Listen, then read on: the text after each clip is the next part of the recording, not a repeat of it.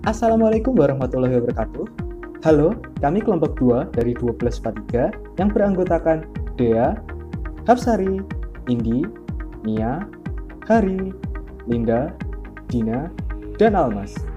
Dalam video ini kami akan membahas beberapa unsur logam serta manfaatnya dalam kehidupan sehari-hari. Tak hanya itu saja, kami juga akan menjawab beberapa pertanyaan dari Google mengenai unsur-unsur tersebut. So, without any further ado, let's get into the list.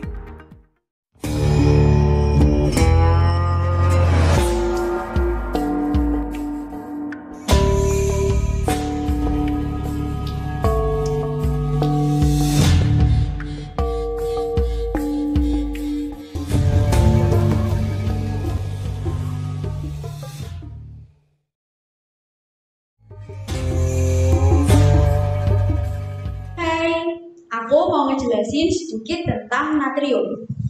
Natrium adalah jenis mineral yang mudah kita temukan, terutama garam. Garam sendiri dikenal dengan nama sodium klorida dan merupakan sumber natrium terbanyak hingga 40%, dengan sisanya terdiri atas klorida. Oke, di sini aku akan menjawab beberapa pertanyaan dari Google tentang natrium. Pertanyaan yang pertama, apa yang dimaksud dengan logam natrium? Logam natrium adalah suatu unsur kimia dalam tabel periodik yang memiliki lambang Na dan memiliki nomor atom 11. Natrium adalah logam lunak yang memiliki warna putih keperakan dan sangat reaktif. Lanjut ke pertanyaan yang kedua.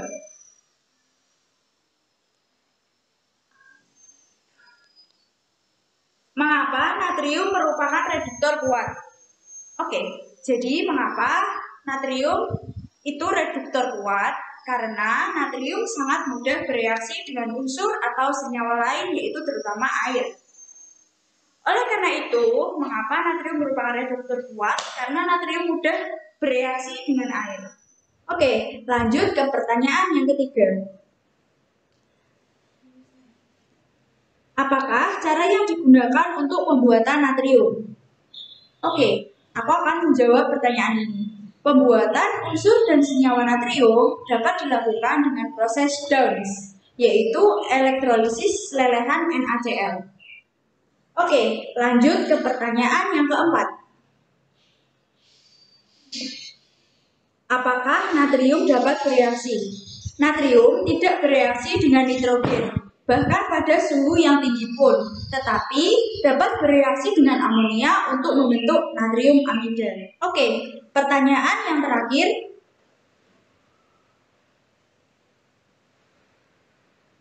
Apa sajakah manfaat natrium dalam kehidupan manusia?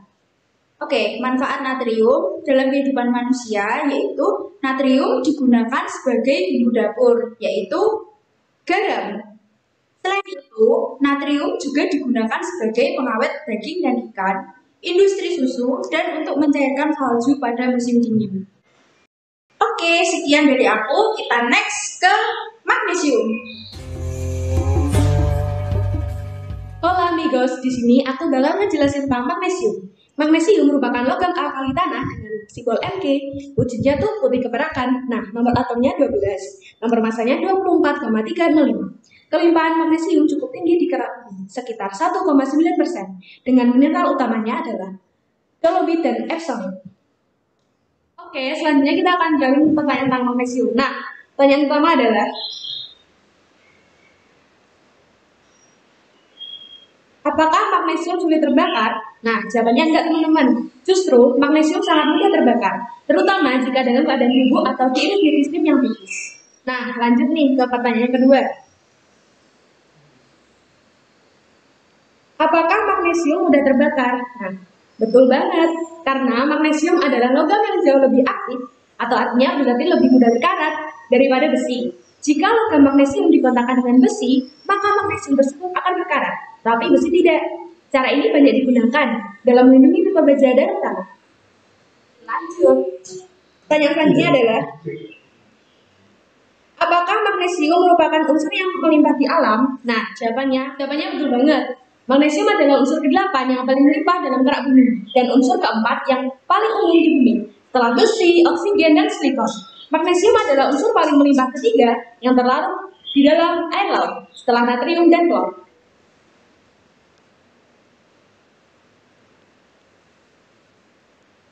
Apakah yang dimaksud dengan magnesium alloy? Nah, magnesium alloy adalah percampuran logam magnesium dengan metal lainnya yang disebut dengan alloy. Nah, magnesium alloy memiliki komponen yang ringan dan kuat. Karena sifat komponen yang di dalamnya, logam ini digunakan sebagai bahan dasar pembuatan kerangka pesawat terbang dan beragam gadget premium yang menonjolkan ringan sebagai kelebihannya. Oke, lanjut pertanyaan selanjutnya ya guys. Apa sajakah kegunaan magnesium dalam kehidupan sehari-hari? Nah, kegunaan utamanya adalah untuk membuat logam paduan. Paduan magnesium dan aluminium atau disebut dengan magnesium merupakan logam yang kuat, tapi ringan, resistensi terhadap asam maupun basa, serta tahan terhadap korosi. Nah, paduan tersebut digunakan untuk membuat komponen pesawat terbang, rudal, bak truk, dan sebagainya. Sebagai bahan dasar pembuatan dari kembang api juga, karena reaksi pembakarannya menghasilkan nyala yang terang. Nah, magnesium dimanfaatkan juga sebagai obat mah dalam bentuk senyawa, yaitu magnesium hidroksida atau MgOH2. Hidroksida di magnesium tersebut bersifat basal mah, sehingga dapat digunakan sebagai antasida atau obat. Nah, ini contoh obat mahnya, di sini ada kandungan magnesiumnya. Oke, next ke aluminium. Halo teman-teman, di sini aku mau jelasin tentang aluminium. Aluminium adalah sebuah logam ringan. Pada tabel periodik, aluminium memiliki lambang Al dan nomor atomnya 13. Aluminium terletak pada periode 3 golongan 3A dengan konfigurasi elektron yaitu Ne 3s2 3p1. Ada beberapa pertanyaan nih yang bakal aku jawab dari Google tentang aluminium. Yang pertama,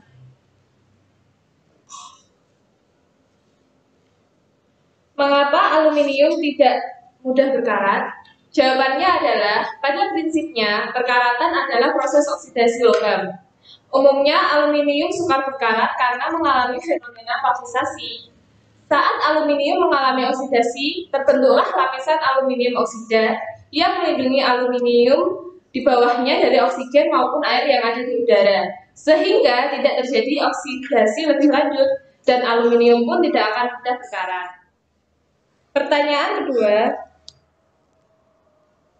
mengapa aluminium itu mudah dibentuk? Seperti yang kita ketahui, aluminium memiliki berat beban yang sangat ringan, bukan? Sehingga aluminium mudah dibentuk. Pertanyaan yang ketiga,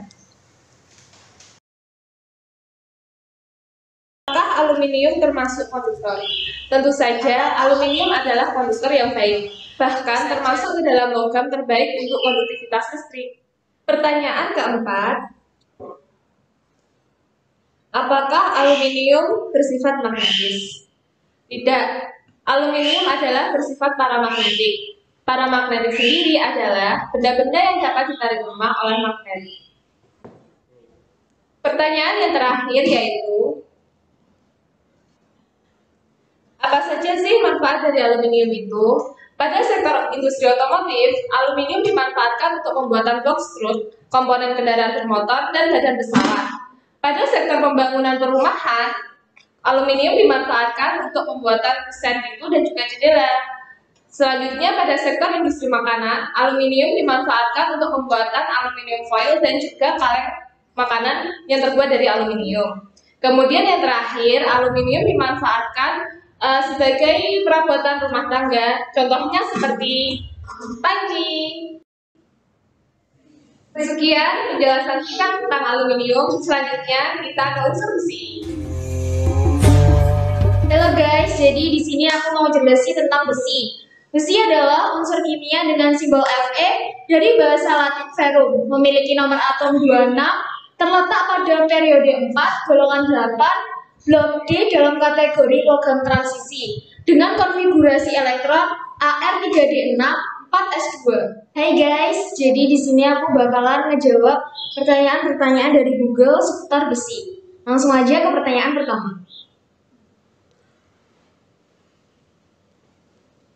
Mengapa besi mudah berkarat? Besi mudah berkarat karena mengalami korosi. Korosi terjadi pada besi karena adanya reaksi kimia antara besi, air, dan oksigen. Kemudian reaksi ini membentuk oksida besi. Pertanyaan yang kedua,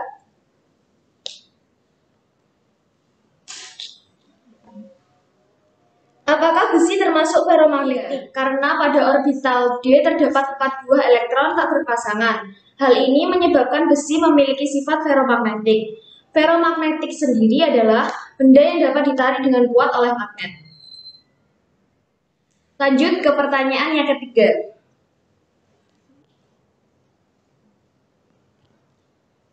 Apakah sifat yang dimiliki besi sehingga relatif banyak digunakan? Besi mempunyai sifat-sifat yang baik, yaitu kuat dan mudah dibentuk. Besi juga tahan api, serta mempunyai titik leleh yang relatif tinggi. Lanjut ke pertanyaan yang keempat. Bagaimana cara untuk mencegah perkaratan pada besi? Cara pencegahan yang sederhana untuk mencegah korosi besi yaitu dengan pengecatan permukaan besi untuk mencegah kontak besi dengan oksigen dan udara yang lembab. Wah, ini udah ke pertanyaan yang terakhir aja ya. Kira-kira apa nih pertanyaannya?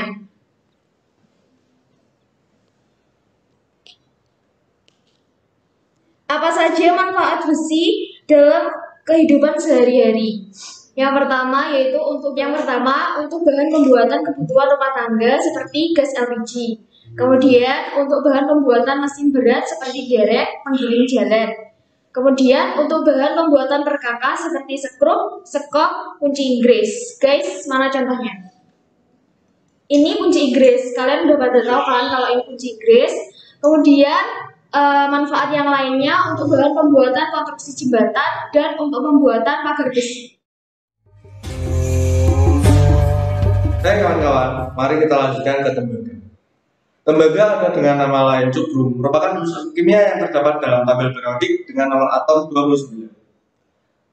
Tembaga atau cuprum memperoleh namanya dari bahasa Latin, yaitu tritium yang berasal dari nama pulau Siprus di mana ia pertama kali dihasilkan. Tritium kemudian disingkat menjadi cuprum. Memiliki simbol Cu dengan massa atom 63,5 dan memiliki konfigurasi elektron Ar3d10 4s1. Baik, sekarang kita lanjutkan dengan beberapa pertanyaan yang sudah saya siapkan.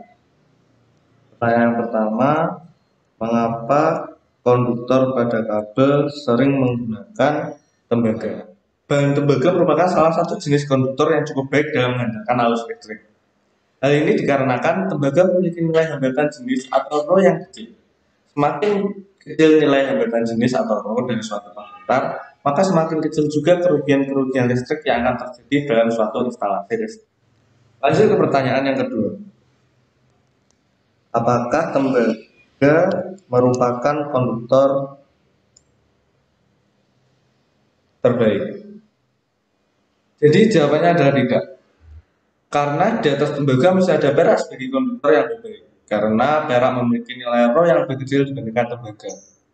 Dan mengapa konduktor pada kabel lebih menggunakan tembaga daripada perak? Karena nilai ekonomis yang dimiliki tembaga menghasilkan nilai jual yang lebih tinggi dibandingkan perak untuk dijadikan konduktor pada kabel. Lanjut ke pertanyaan yang ketiga. Apakah tembaga mudah berkarat atau korosi?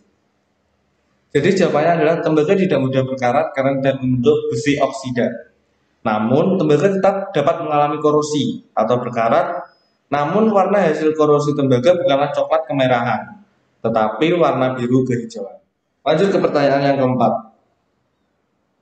Apakah manfaat tembaga di kehidupan sehari-hari? Jadi jawabannya, umumnya tembaga sering digunakan sebagai bahan pembuat kabel karena tembaga merupakan konduktor yang baik. Tembaga juga bisa digunakan sebagai bahan pembuat uang logam. Seperti ini contohnya. Lanjut ke pertanyaan yang terakhir. Mengapa tembaga 1 itu diamagnetik sedangkan tembaga 2 itu paramagnetik? Jadi jawabannya adalah sifat magnetik zat ditentukan oleh jumlah elektron tidak berpasangan dalam ion. Pada ion tembaga 2, konfigurasi orbital terluar adalah 3d9. Jadi ada satu elektron yang tidak berpasangan. Oleh karena itu, ia bersifat paramagnetik. Dalam tembaga 1, konfigurasi orbital terluar adalah 3d10. Tidak ada elektron yang tidak berpasangan, dan oleh karena itu, tembaga 1 bersifat diamagnetik. Baik, itu penjelasan dari saya mengenai tembaga. Lanjut ke Timah. Hai, di sini aku akan menjelaskan tentang timah. Timah atau tin adalah sebuah unsur kimia dalam tabel periodik yang memiliki simbol Sn dari bahasa Latin stannum dengan nomor atom 50. Timah termasuk logam pasca transisi di kelompok 14 dalam tabel periodik. Timah adalah elemen ke-49 yang paling melimpah di bumi, memiliki 10 isotop stabil, jumlah terbesar dalam tabel periodik. Oke, selanjutnya aku akan membahas 5 pertanyaan yang ada pada Google. Pertanyaan pertama, apakah yang dimaksud dengan timah? Timah adalah logam yang memiliki nomor atom 50 pada sistem periodik dengan simbol Sn yang diambil dari bahasa Latin stannum. Nomor 2, sebutkan karakteristik yang dimiliki oleh timah. Timah memiliki 10 isotop stabil. Timah ada dalam dua keadaan oksidasi yaitu plus 4 dan plus 2. Timah tahan terhadap korosi dan juga timah berwarna keperakan. Nomor 3, sebutkan sifat yang dimiliki oleh timah. Nomor atomnya 50, titik lebur rendah sebesar 231,9 derajat Celcius. Konfigurasi elektronnya Kr 4D10 5S2 5P2. Baiklah, nomor 4. Bagaimana cara pengolahan timah dan sebutkan tahapannya? Pembuatan timah melalui 3 tahap, yaitu tahap konsentrasi untuk meningkatkan kadar timah, tahap smelting, dan tahap refining untuk memurnikan timah hingga mencapai kemurnian 99,93%. Terakhir, nomor 5. Apa sajakah kegunaan timah dalam kehidupan sehari-hari? Timah berguna sebagai pelapis besi untuk mencegah korosi, bahan pembuatan kaleng makanan, contohnya kaleng sarden, dan juga untuk membuat logam paduan seperti perunggu serta solder. Oke, next.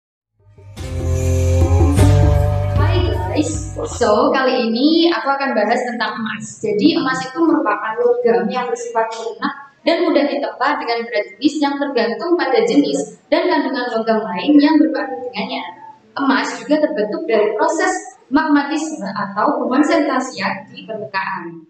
Oke, next kita akan bahas tentang pertanyaan-pertanyaan yang sudah ditanyakan ke Google mengenai emas. So, pertanyaan yang pertama yaitu apa sebenarnya yang dimaksud dengan unsur logam emas? Jadi emas itu adalah unsur kimia logam transisi dalam tabel periodik yang memiliki simbol Au atau bahasa latinnya yaitu Au dengan nomor atom 79 serta konfigurasi elektronnya Xe4F14 5D10 6S1.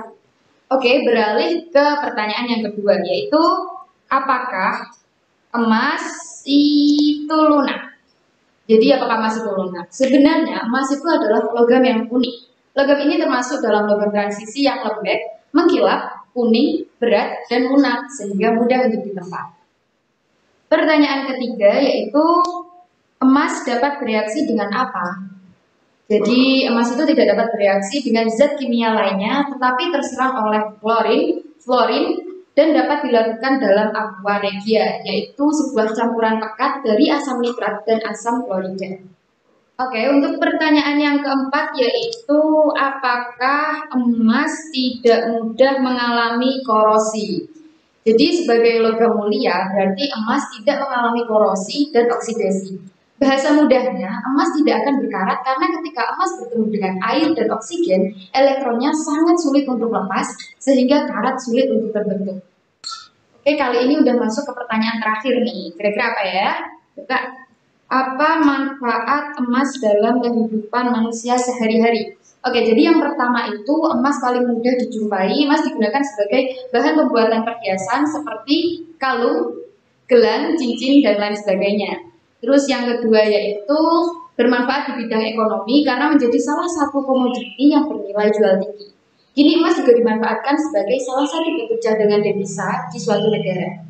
Lalu yang terakhir, emas juga dipakai sebagai lapisan untuk perangkat kecil sebagai penghantar listrik, pada beberapa alat elektronik seperti radio, televisi, komputer, dan perangkat lain. Oke guys, jadi itu semuanya dari emas. Selanjutnya bakal dilanjut sama raksa. Oke, last but not least, jadi kali ini kita menuju ke Merkuri atau yang biasa kita sebut sebagai raksa. Jadi raksa ini merupakan unsur kimia pada tabel periodik dengan simbol Hg, diambil dari kata hydrargyrum dari bahasa Latin yang berarti cairan perak. Raksa memiliki nomor atom 80, letak pada periode 6, golongan 12, blok B dalam kategori logam transisi dengan konfigurasi elektron Xe 4F14 5D10 6S2. Raksa merupakan satu-satunya unsur logam yang bercair dalam suhu dan tekanan standar. Raksa dapat memadat pada suhu minus 38,83 derajat Celcius dan memiliki titik didih 356,73 derajat Celcius yang menjadikan raksa sebagai unsur logam yang paling mudah menguap. Oke, kali ini saya akan menjawab beberapa pertanyaan mengenai raksa atau Merkuri ini yang ditanyakan di Google. Yang pertama,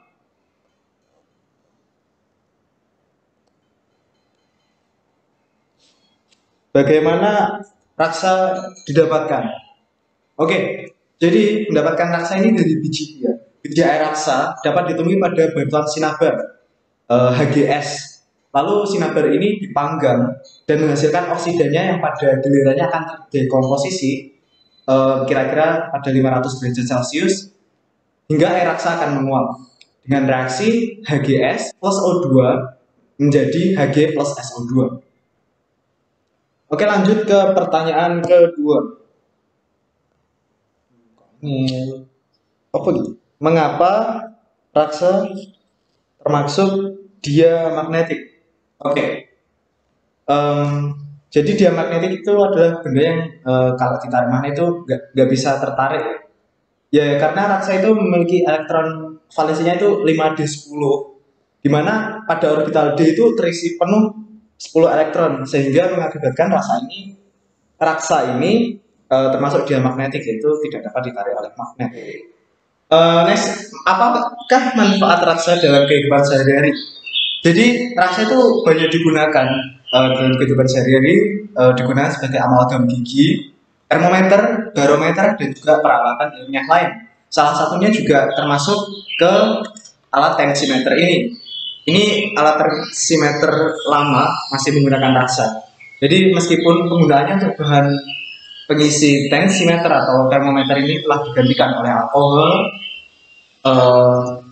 digital atau termistor karena alasan kesehatan, karena raksa ini kalau bocor bisa bersifat toksik. Oke, kita lanjut ke soal yang keempat.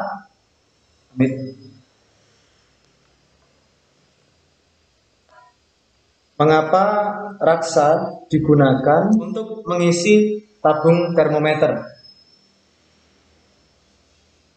Jadi, raksa digunakan untuk mengisi tabung termometer karena air raksa merupakan penghantar panas yang baik. Air raksa juga mempunyai kalor yang lebih rendah dibandingkan cairan yang lainnya. Akibatnya, raksa dapat mendeteksi secara cepat perubahan suhu yang terjadi meskipun sekecil apapun.